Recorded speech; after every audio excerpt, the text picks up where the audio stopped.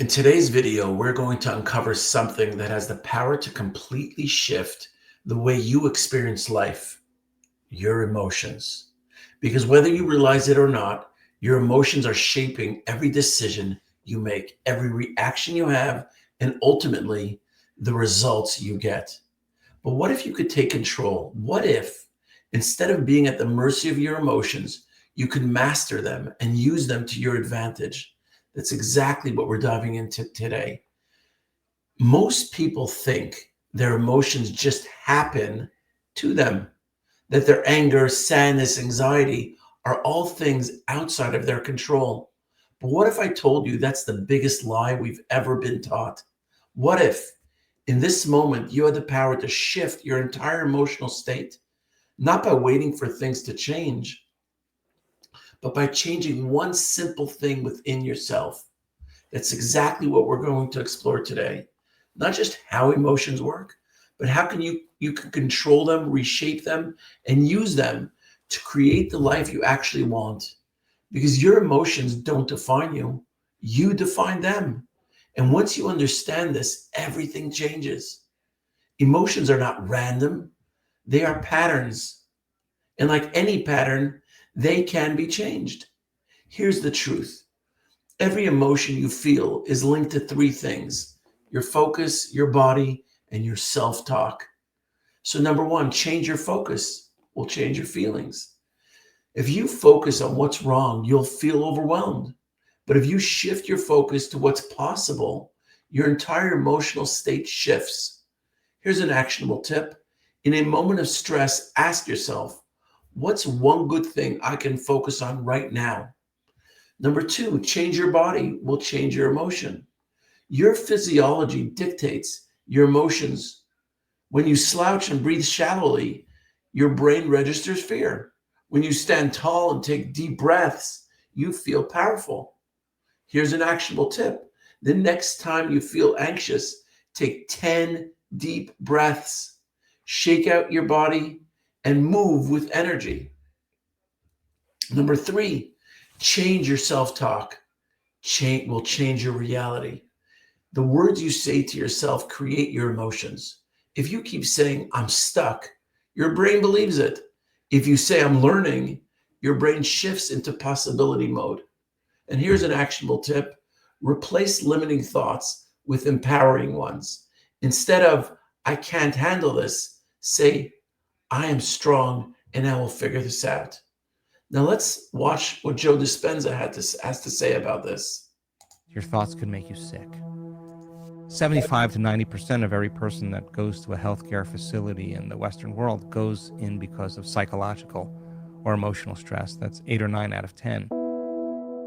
Living in stress is living in survival, and stress is when your brain and body are knocked out of homeostasis.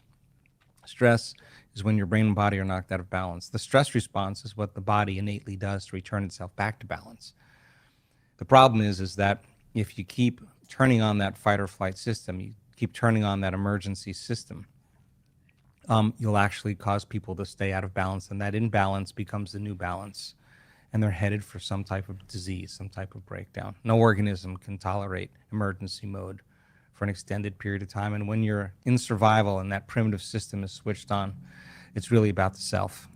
When you're in survival, you have to take care of yourself. So the emotions of anger and hostility and aggression and competition and frustration and resentment and envy and jealousy and insecurity and fear and anxiety and hopelessness and powerlessness and depression and pain and suffering, guilt and shame are all derived from the hormones of stress, and psychology calls them normal human states of consciousness. Those are altered states of consciousness.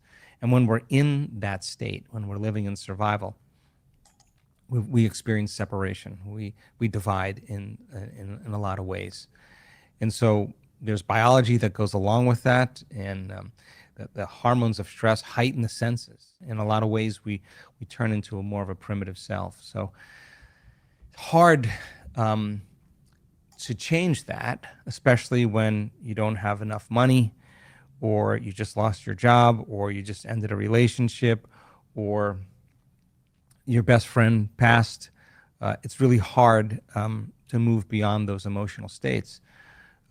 And so I think that teaching people how to change those emotional states and move out of those are really important. And if it's not T-Rex that's chasing you, but it's your coworker in the next cubicle, what was once very adaptive becomes very maladaptive.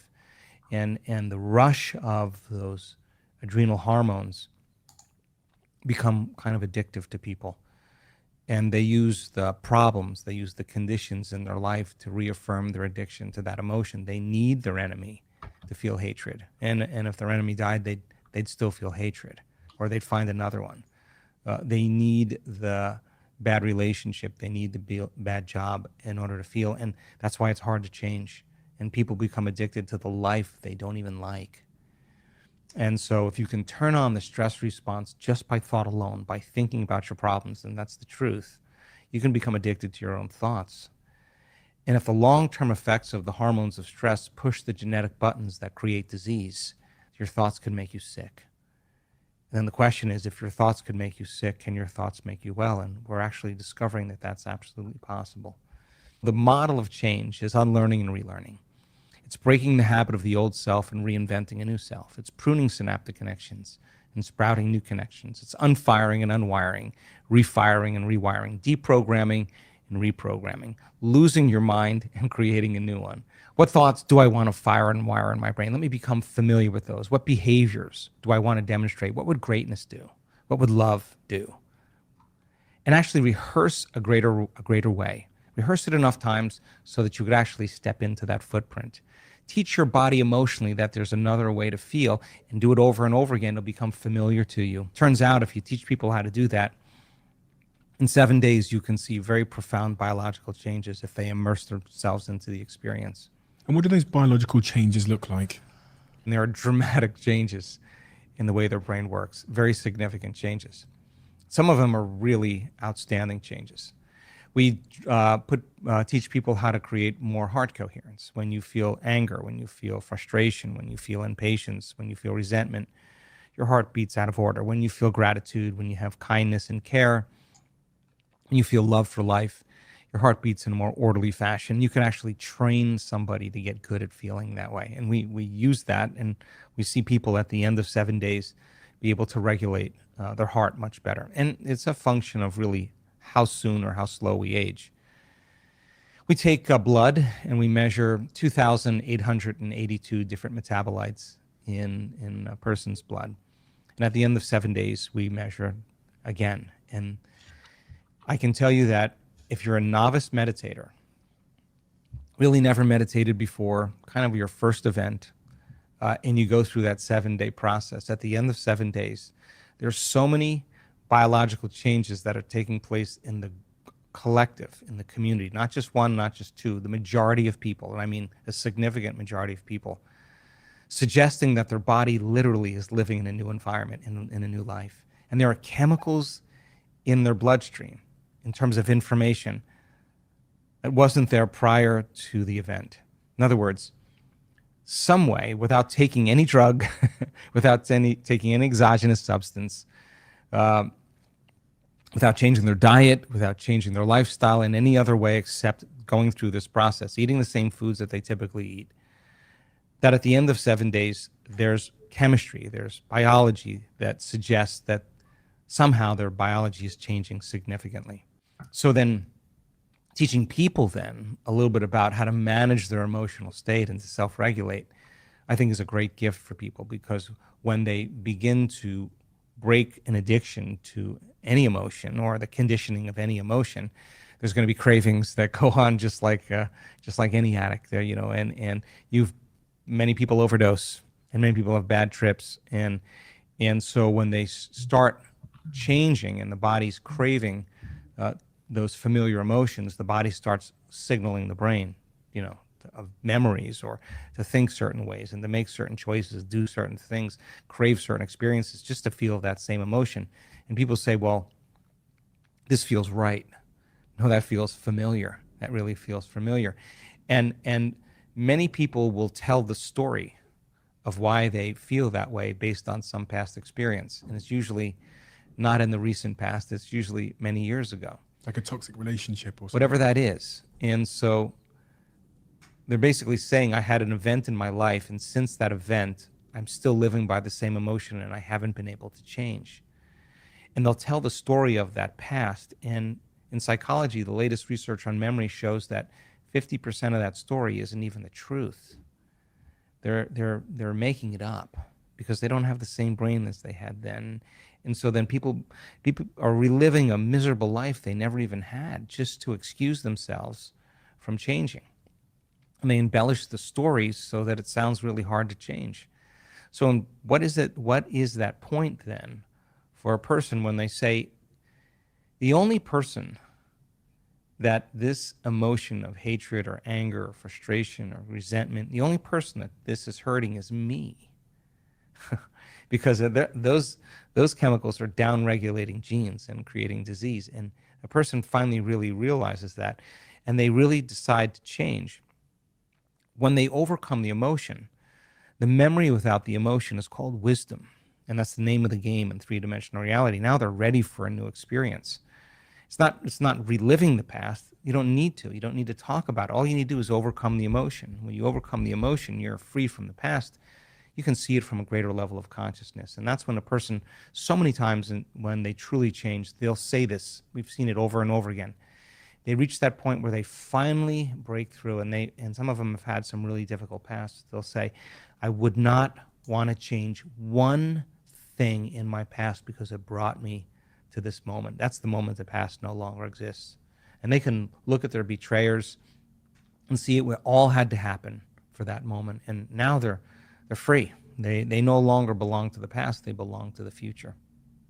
I've never heard the concept or idea of being addicted to a negative emotion. People talk to me about being addicted to dopamine and pleasure and, and all those things, and, like masturbation and sugar. But the thought of being addicted to a negative emotion, it's what you said to me earlier about the guilt. Well, think about this.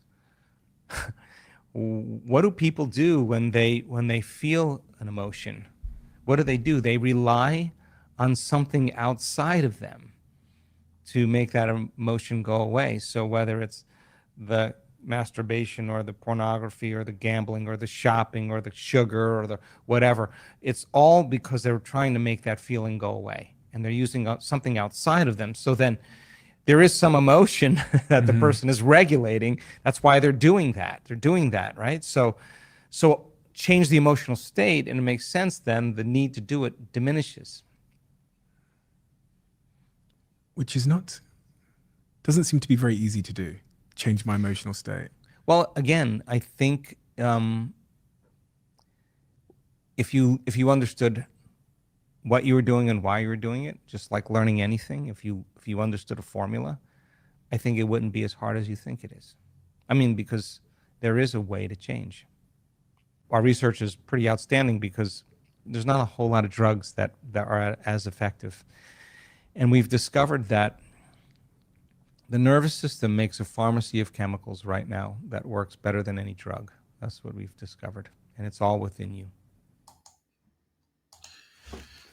Mastering your emotions isn't just a skill, it's a necessity, because the way you feel impacts every decision you make, every action you take, and ultimately the life you create.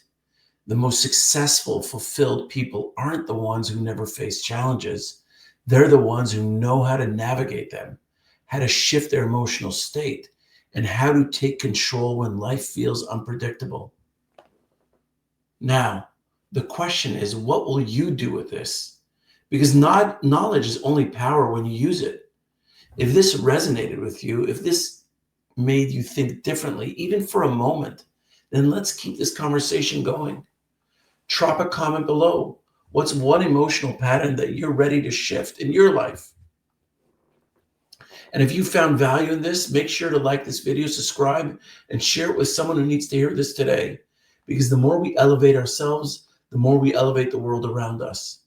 I'll see you in the next video. Until then, stay strong, stay aware, and keep growing.